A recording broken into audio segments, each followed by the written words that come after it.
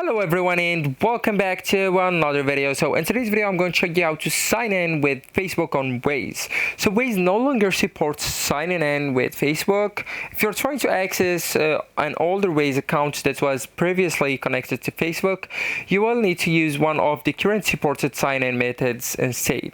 So actually guys, first you will need to open Waze and then just launch the Waze app on your phone and open your account menu. So you will find it on or inside the three lines right at the top left corner, and then the settings. Okay, so here you will need to go and scroll down until you can see the account section. Tap on the account and login. Go with register this account and then go with Facebook, right? So if you can see it.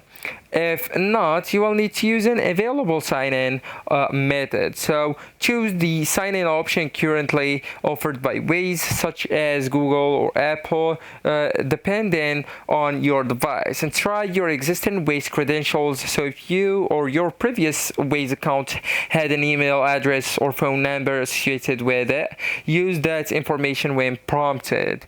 Also guys, you can recover your account if necessary, so you can access, or if you can't access your old Waze account, use the Waze's account recovery option rather than creating a new profile. So this is especially important if you want to preserve your existing Waze history or settings. So your Facebook account itself can still be used normally, but Facebook isn't currently or current Waze login option. So if you can't access the Waze account you previously used through Facebook, contact the Waze support and provide the email address, the phone number, the username, or other account information associated with the old account. So actually guys, that's it. This is the end of the video. Thank you so much for watching, and goodbye.